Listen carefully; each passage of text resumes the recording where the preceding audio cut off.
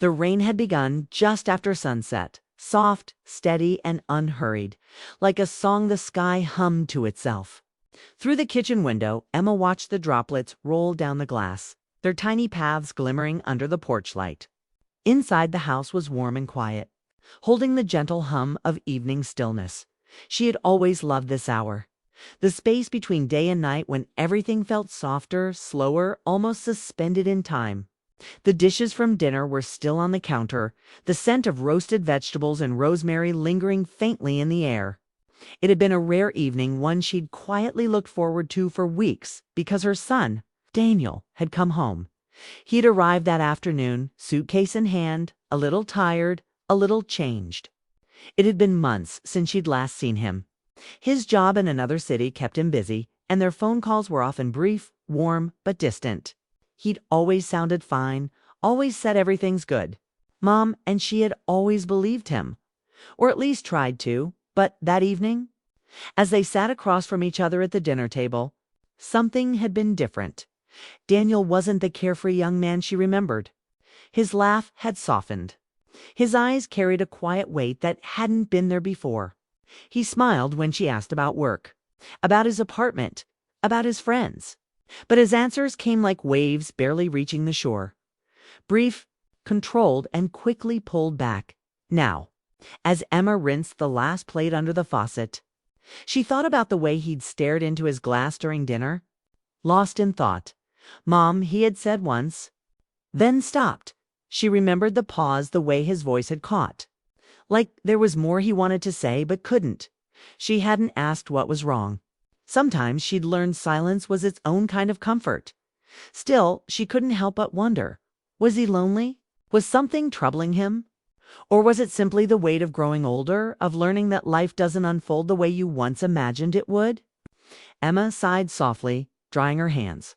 The rain outside deepened its rhythm. The house felt both full and empty at once, full of memories, but empty of voices that used to fill it. When Daniel was a child, he would sit at the same table drawing tiny airplanes and stars on scraps of paper while she cooked.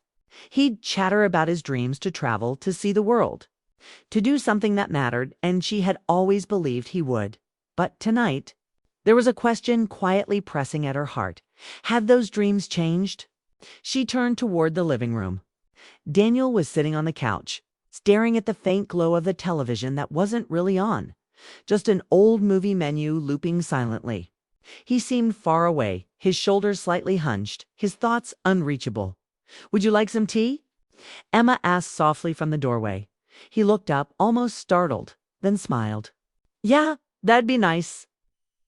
She nodded and disappeared into the kitchen again, letting the kettle hum to life. The warmth of the steam filled the air, wrapping around her like a memory dot as she waited. Emma caught sight of a photograph on the refrigerator, Daniel and his father at the lake, both laughing, water splashing around their feet. Her husband had passed 5 years ago, leaving behind a quiet that had never fully lifted. She'd learned to live with it, to fill her days with small joys, gardening, reading, baking, calling old friends. But sometimes, especially on nights like this, when the rain whispered and her son sat only a few rooms away, that quiet returned in a different way, softer, but deeper. A mother's heart, she thought, never really stops listening for what's unsaid. She poured the tea and carried the cups into the living room. Daniel smiled faintly when she handed him his mug. "Thanks, Mom," he said, his voice gentle. They sat in silence for a while, the ticking of the clock filling the room. Emma glanced at him. His fingers tapped lightly on the cup, his eyes focused somewhere beyond the rain-speckled window. There was a heaviness about him, not sadness exactly, but a kind of quiet ache, the kind people carry when they're trying to find their way back to something they once believed in. "I'm glad you came home," she said finally. He looked over, his eyes meeting hers. "Yeah," he murmured. "Me too." The words lingered in the air, fragile and sincere. Emma smiled, but inside, she felt a stir of worry, the kind that lives in the soft corners of love, where fear and care quietly meet. She wanted to ask him what was wrong, but instead she just sat there beside him, letting the silence do the asking for her. The rain outside softened to a mist. The clock ticked. The house seemed to breathe with them, slow, steady, alive. And in that quiet moment, Emma felt something unspoken move between them. The gentle recognition that sometimes love isn't about the words we say, but the spaces we share while waiting for them. She didn't know it yet, but before the night ended, Daniel would finally speak the truth he'd been holding in his heart, a truth that would bring both of them to tears and change the way they saw each other forever. The morning after the rain felt washed clean. Sunlight slipped through the curtains, casting quiet golden patterns across the kitchen floor. The smell of coffee filled the house, mingling with the soft hum of a radio playing somewhere in the background. Daniel stood by the window, holding a mug between his hands. Outside, the trees still glistened with leftover rain, their branches heavy and shining. He watched a pair of birds dart between them and thought about how simple things used to feel when life moved slower. When mornings began with hope instead of hurry, Emma noticed him from across the room. She was slicing fruit, her sleeves rolled up, the same way she used to when he was a boy. "You've always liked quiet mornings," Scree said with a faint smile. Daniel looked over and nodded. "Yeah, they remind me of the lake house." Her smile deepened. "You remember that place?" "How could I forget?" he said softly. "That's where I met Claire." The air shifted slightly, not in a painful way, but with the hush that memories bring when they've been tucked away for too long. Emma said nothing, only watched the light change on his face as the past opened up between them. He had met Claire 4 summers ago, at a friend's weekend trip by the lake. She wasn't supposed to be there. She had come to help her cousin set up the event, and Daniel hadn't planned to stay more than a night. But somehow one conversation had stretched into an entire evening. He remembered how she laughed, not loudly, with a kind of sincerity that made everything around her feel lighter. They had sat on the wooden dock, their feet dangling above the still water, talking about the small things that make up a life. Favorite books, forgotten dreams, the strange comfort of silence. There had been no promises, no grand gestures, just a people discovering how naturally their words fit together. And when the night deepened and the lake reflected the stars like a mirror, Daniel had thought, almost without realizing, "This feels like home." In the kitchen now, Emma watched as her son's gaze grew distant. The way people look when they're somewhere far beyond the room they stand in. She seemed special. Emma said quietly. Daniel nodded, smiling to himself. She made everything feel steady. I don't even know how to explain it. I was starting a new job then, feeling lost most of the time. But he paused, his voice softening. She had this way of believing in me without ever needing to say it out loud. Emma poured him another cup of coffee and listened. She'd always loved hearing him talk about the things that mattered to his heart. "What happened?" she asked gently. Daniel sighed, a long, thoughtful breath that seemed to carry the weight of years. "Life happened, I guess. Work got busy. I started traveling a lot. She moved to another city for her studies. We tried to keep in touch, but the calls got shorter. The silences got longer." He stared down at his hands. "Sometimes I'd think of her when I passed a cafe she used to love or heard that old song she'd hum under her breath. But I told myself people move on, that maybe it was just one of those brief, beautiful things that aren't meant to last." Emma felt her chest tighten, recognizing the kind of ache only time could leave behind. "I think she mattered more than you let yourself believe," she said softly. Daniel met her eyes, and there was a quiet honesty there. "Yeah," he admitted. "I think so too." Outside, the sunlight broke through the clouds in wide golden bands. Dust motes floated gently in the beams, like tiny memories refusing to fade. Emma sat across from him, resting her chin in her hand. "You know," she said thoughtfully, "your father and I once stopped talking for a few months before we got married. We both thought the other had moved on. But sometimes what's meant for you doesn't leave. It just waits for the right moment to be found again." Daniel smiled faintly. "You really think that can happen?" "I do," she said, her voice calm and certain. "Love isn't always loud, Daniel. Sometimes it's patient. Sometimes it's quiet, just waiting for someone to listen." He looked back out the window. The trees swayed gently in the breeze, their leaves catching the sunlight. Somewhere deep inside, that quiet hope he thought he'd lost began to stir again. The morning light touched his face, soft and forgiving, as if reminding him that even the things that drift away can find their way back in one form or another. He took a slow sip of coffee, letting the warmth fill him. "Maybe I should call her," he murmured. Emma's smile was small but full of faith. "Maybe you should." The sound of the kettle whistling filled the silence that followed. And for the first time in a long while, Daniel felt something gentle and steady awaken inside him. Not certainty, but courage. The courage to look back and maybe, one day soon, to reach out again. The afternoon sun hung low when Daniel parked his car outside the small bookstore at the edge of town. The open sign swayed gently in the breeze, tapping softly against the glass. He hadn't planned to stop there. He'd only been passing through after visiting a client nearby. But something about the familiar corner had drawn him in. It looked almost the same as he remembered. The pale blue awning, the flower pots by the door, and the soft chime of the bell when he stepped inside. The air carried that comforting scent of old pages and faint lavender, a mix that somehow felt like time itself had paused. He had been here once before, years ago.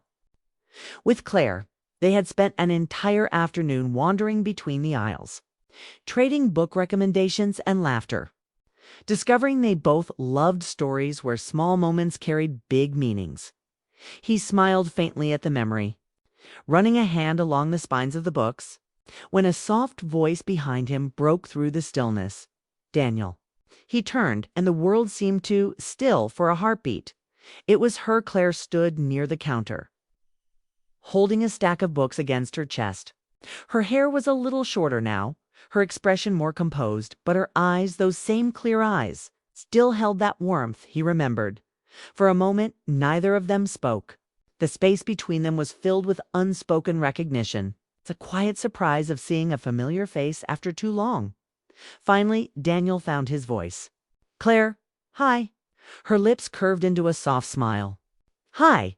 The word carried so much more than it sounded. Years of distance, of unspoken apologies, of memories that had never truly faded. He let out a small laugh, almost disbelieving. "I can't believe this. You're here." "I work here now," she said gently. "Part-time. I help with the community reading events. It's peaceful and well." She shrugged lightly. "Books have always been a safe place." Daniel nodded, his chest tightening with quiet admiration. "That sounds exactly like you." The conversation drifted into soft laughter and small talk about work, the city, and how quickly time seemed to move when you weren't looking. Yet beneath every word, something else lingered. The fragile, familiar connection that had once felt effortless. After a few moments, Claire glanced down, her voice turning a little quieter. "I heard you moved back to town." "Recently," Daniel said. "Needed a change. Some time to think." She nodded slowly. Sometimes distance helps us see what really matters. Their eyes met again, and for a fleeting second, it felt like the years between them had folded in on themselves. There was no bitterness, no regret, only the soft ache of something remembered and cherished. A customer entered, breaking the spell. Claire turned to ring up their purchase, her tone polite and composed. Daniel watched her work, graceful, calm, the same gentle energy that had once steadied him in a world that never seemed to stop spinning. When the store grew quiet again, he said softly, "You look happy here." She smiled. "I am. Life's different than I expected, but good." "And you?" He hesitated, trying to get there.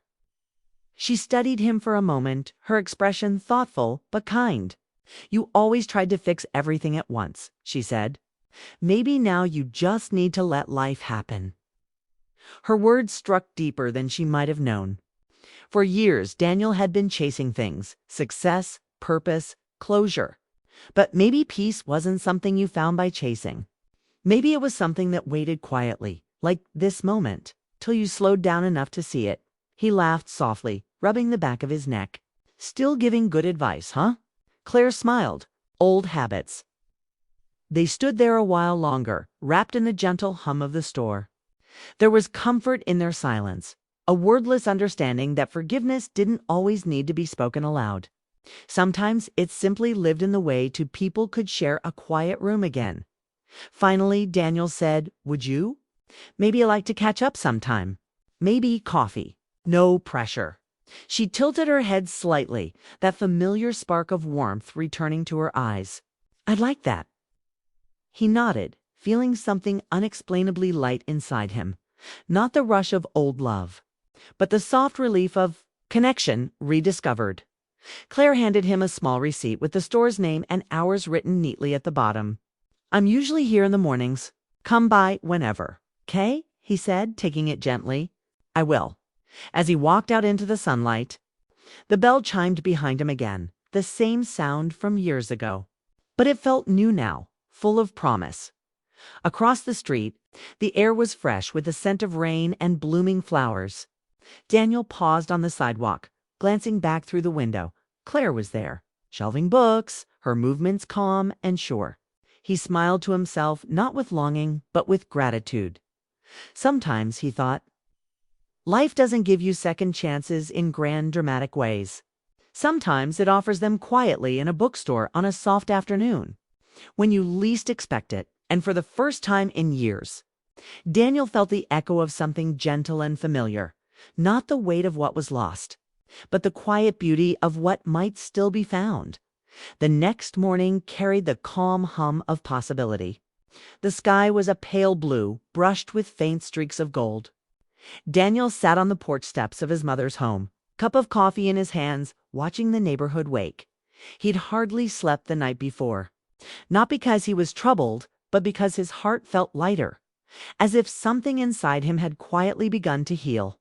Seeing Claire again had stirred a part of him he thought had long gone silent. Yet it wasn't confusion he felt. It was clarity, a gentle understanding that love, when true, doesn't always disappear. It simply changes form, waiting for you to grow enough to see it clearly. The screen door creaked open behind him. Emma stepped out, wearing her light gray sweater, holding her own cup of tea. "You're up early," she said with a knowing smile. "Couldn't really sleep," Daniel admitted. Emma sat beside him, the wooden steps creaking softly under their weight. "Something on your mind?"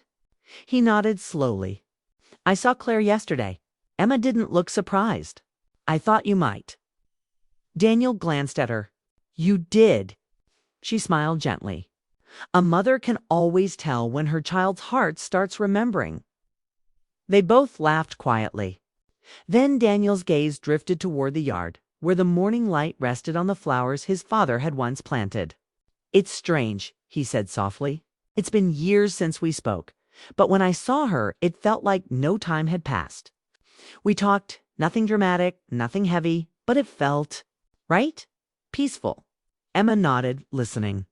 She'd learned long ago that listening was often the greatest gift love could give. "I don't know what it means," it continued. "Part of me wants to try again, and another part thinks maybe this is just life's way of giving us closure." Emma took a sip of her tea before answering. "Maybe it's not about trying again or letting go. Maybe it's simply about being honest with her and with yourself." Her words settled in the air between them, gentle and true. Daniel thought about that as the day stretched on. By late afternoon, he found himself standing outside the bookstore once more. The light from the windows spilled across the sidewalk, warm and golden. Inside, he saw Claire rearranging a stack of books on a display table. Her movements calm and thoughtful. He hesitated at the door just long enough to take a breath, and then stepped inside. The bell chimed softly above him. Claire looked up and smiled, surprised but not startled. "You came back." "I said I would," Daniel replied. They shared a small, comfortable silence before he spoke again. "Do you have a minute?" She nodded, setting aside the books. They walked to a quiet corner near the poetry shelf, the same section they had wandered years ago, when everything between them had just begun. For a moment, Daniel couldn't find the right words. Then he simply said what was in his heart. "I've spent a long time pretending I was fine," he began. telling myself that losing you was just something that happens when people grow apart. But seeing you again, I've realized how much of my life I've been living half-heartedly. You once told me that love doesn't have to be loud to be real. I didn't understand that then, but I do now. Claire listened quietly, her eyes soft and glistening. I'm not here to ask for anything, Daniel continued. I just needed to tell you that you mattered, that you still do. You helped me become someone better, even from far away. She took a slow breath, her expression tender and calm. I used to wonder if you'd ever say those words, she said softly. Not because I needed to hear them, but because I wanted you to forgive yourself. Daniel blinked, taken aback. Forgive myself. She nodded. You always carried the world on your shoulders. Even when things weren't your fault, you found a way to blame yourself. I don't want you to do that anymore. He smiled faintly, emotion thick in his throat. You still know how to read me better than anyone. She laughed quietly, brushing a strand of hair behind her ear. Some things don't change. They stood there for a long while. The silence between them full, not of distance this time, but of understanding. When it was time to leave, Daniel said softly, maybe we could start over, not where we left off, but where we are now. As friends. As people who once meant something and maybe still do. Claire's eyes met his, and she smiled. Gentle, certain, kind. I'd like that. That evening, Daniel returned home just as the sky turned amber and rose. He found Emma in the garden, tending to the flowers. She looked up when she saw him, her face lighting with quiet curiosity. Well, she asked. He smiled, slipping his hands into his pockets. We talked. Really talked, it felt. Peaceful. Emma nodded, her eyes shining. Sometimes peace is the best ending of all. They stood there together, the breeze brushing softly through the leaves, for the first time in years.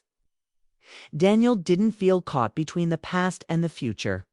He felt present, grounded in the gentle truth that love, in all its forms, leaves us better than it found us.